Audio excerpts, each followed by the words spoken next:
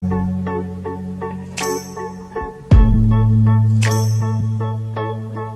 yeah, man, it was definitely hard to lose that last game.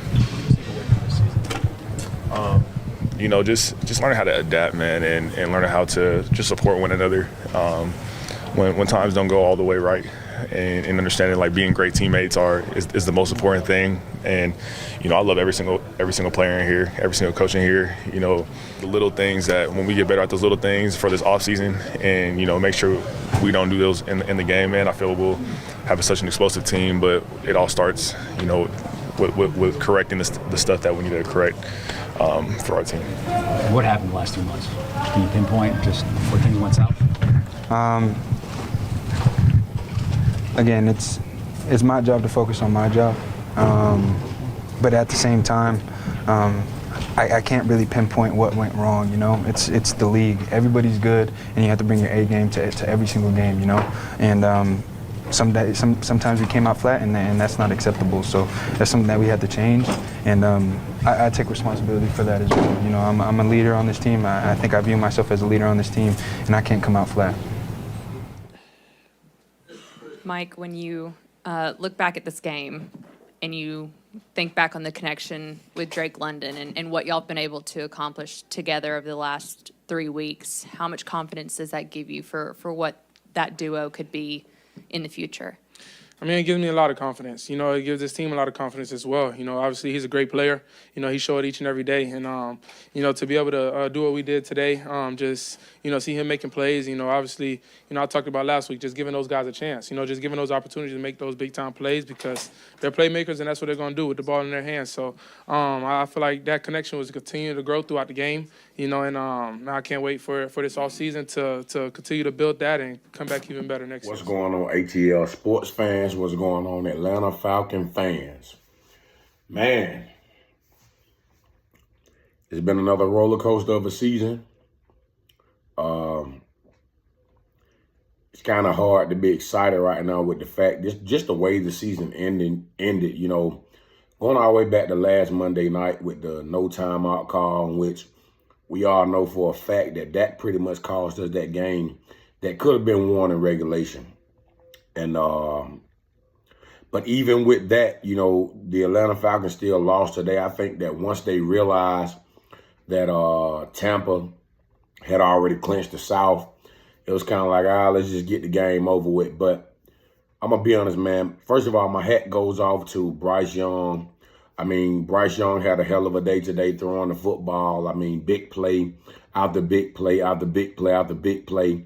I mean, it was, man, it was something to see, And like I said, I want to give credit to him because, all the things that he's gone through, with the benching and all those things. Ever since he's come back into the game as a starter, Bryce Young has been playing, pretty much better than most quarterbacks in the National Football League. But the defense went out there and pretty much, they were a doormat today. They got completely stepped on. Like I said, I don't even know if we had any sacks today. I think we had 0 sacks, of course, 0 turnovers, not very many, if any, at all tackles for loss. Like I said, I'm not sure exactly what that was about. It was completely unexpected. And even before they found out that Tampa had clinched the South, they were playing like this throughout the game, But for the most part, man, we saw the clips. And one thing that really got me, at the end of that Panther game today was the look on Bijan Robinson's face. Bijan Robinson had a monster day on the ground. This was his best NFL performance since he's been in the National Football League. The guy had 170 rush yards today, and I think about 50 yards in the passing game. But Bijan Robinson went out there and dominated this game today. And I feel bad that you have a performance like that. And despite making the playoffs or not, when you have a performance like that, you want to win this game.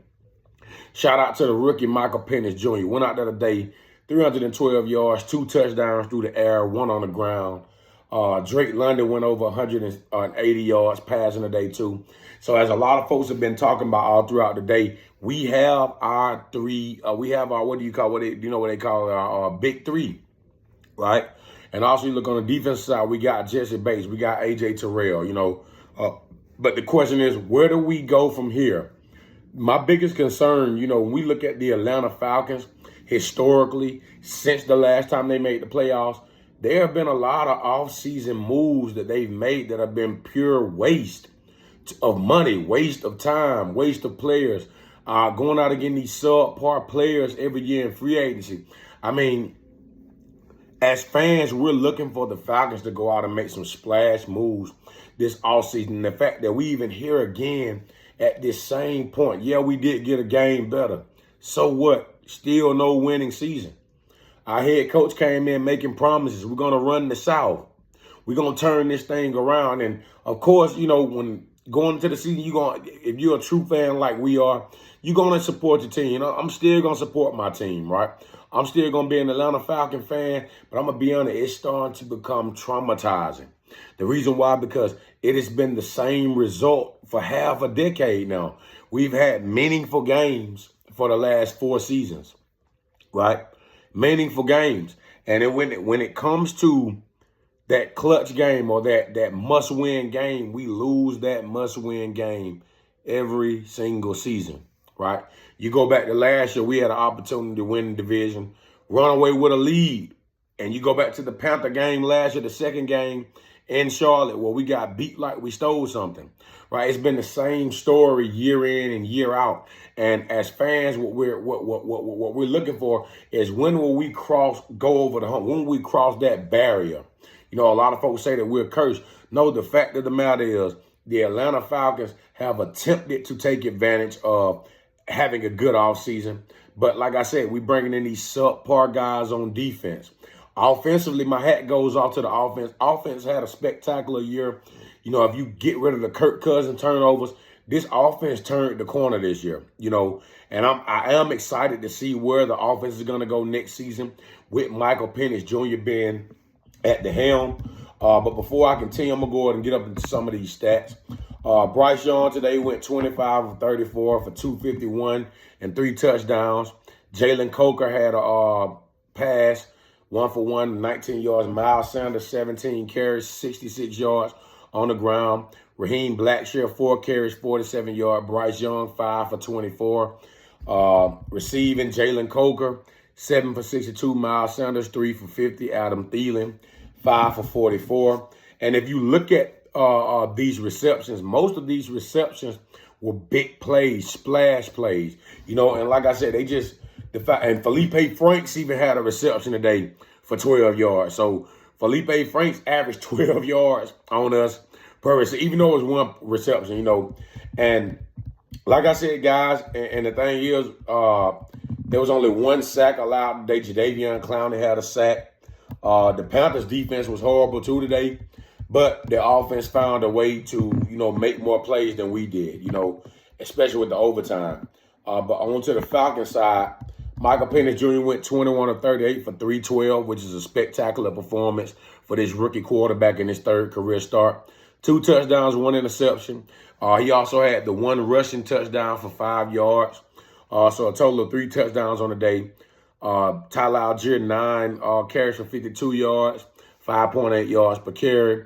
Bijan Robinson had a monster day today. I mean, if he was on your fantasy for the day, I'm pretty sure you got a lot of points. 28 carries for 170 yards. That's 2 games worth of yards and 1. Drake London, 10 receptions, 187 yards, 2 touchdowns. We know that he's Michael Penix Jr., new favorite target, obviously. Ray McLeod, 4 for 66. They have a drop today. Cardero Hodge, 1 for 24. I mean, defensively, we had no sacks. We had no turnovers, no tackles for loss. And that's uncommon in a football game to not have at least 1 tackle for loss. So when we get up into the facts here, where do the Atlanta Falcons go after this performance today?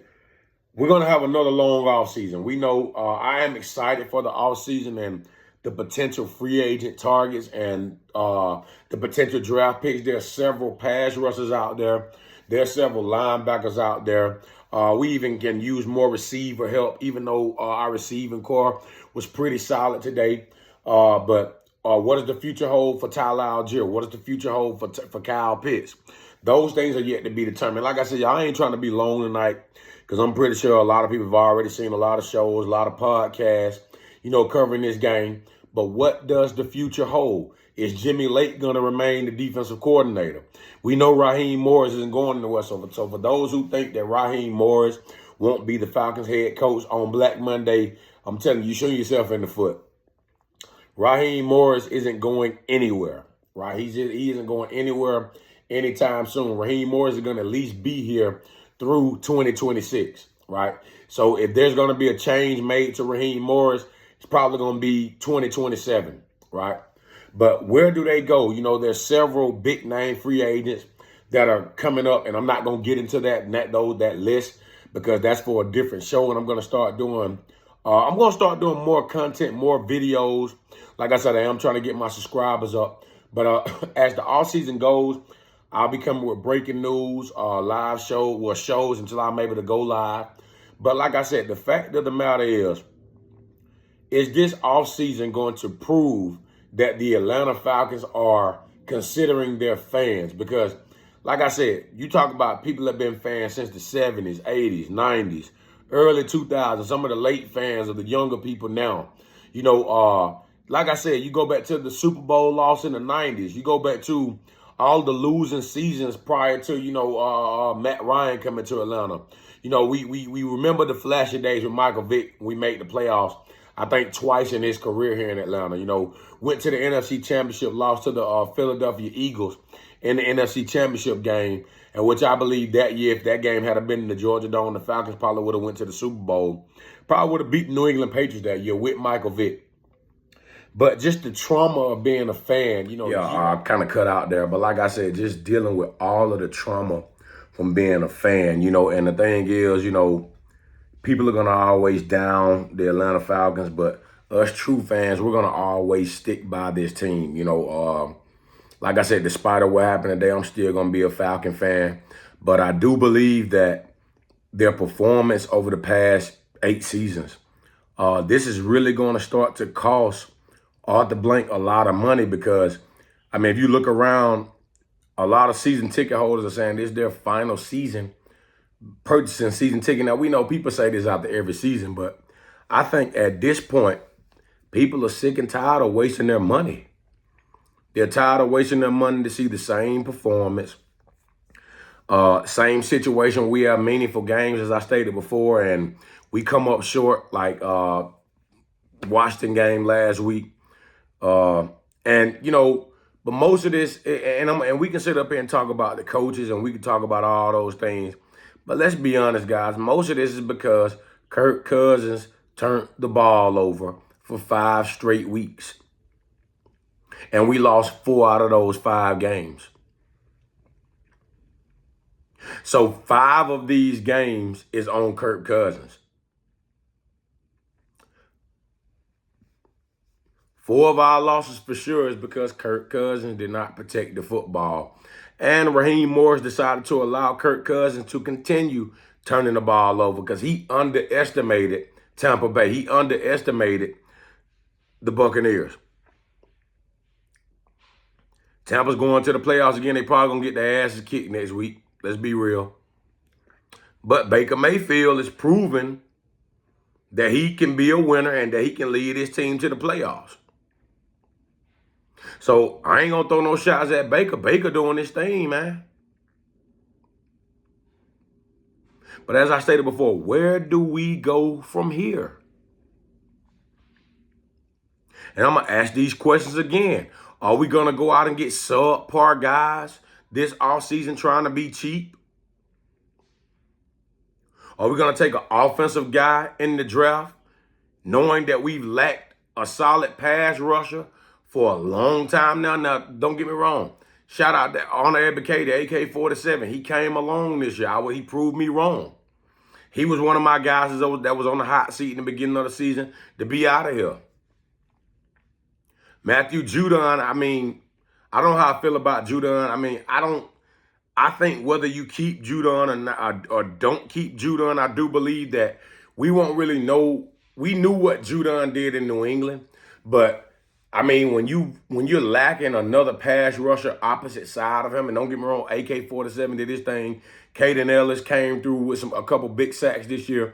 But at the same time, you're talking about a consistent guy that's going to do it each and every week, like a Micah Parsons, man, like a Khalil Mack in his prime. You know, we talking about guys that have been dominant on Brandon Graham. You know, guys that have been dominant in the National Football League rushing the passer.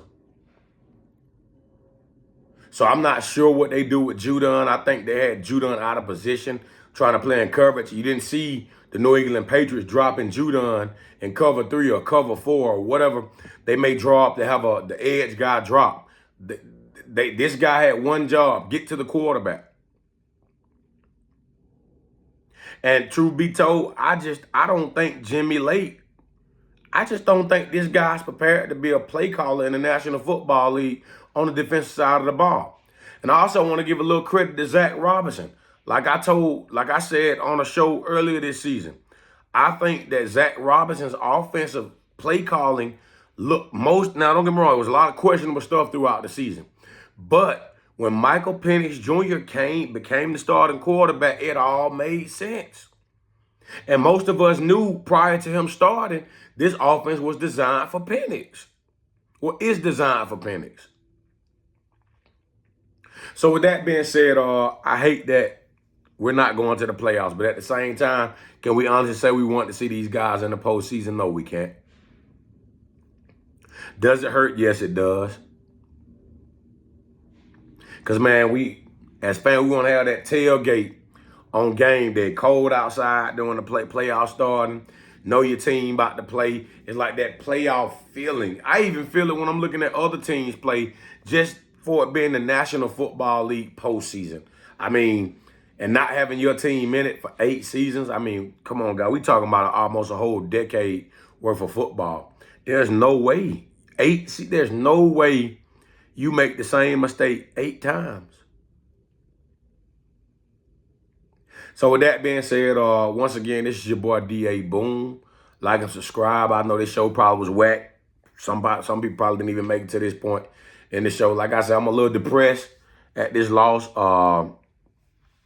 But the fact of the matter is, we can't do nothing but look forward to the off season and next season. So congrats to the Falcons for the great things they did. Like I said, they showed a lot of good things this year. I mean, the year wasn't a total bust. I mean, I do believe the offensive line got much. And I'm going to say this first.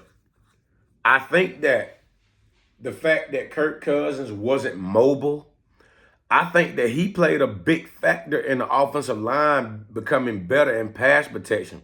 A lot of folks may not agree, but they were forced to be better because they had to protect Kirk, especially with him coming off that Achilles injury. And like I said, I'll probably be doing a show later on this week about possible trades and possible cuts, salary cap, and all those things going into next season. But with that being said, y'all, please like and subscribe. Support your boy, man. Like I said, it's been a roller coaster of a season. But we do have a lot of positives that we can look towards. I think the team is still heading in the right direction. Once again, we just need to make a few changes and make some splash moves. With that being said, this your boy D.A. Boone with ATLSports. You can follow me on Twitter at ATLSports. Y'all be blessed, man. And season's over. Hey, deal with the hurt today, but tomorrow's another day and time to move on. Y'all be blessed.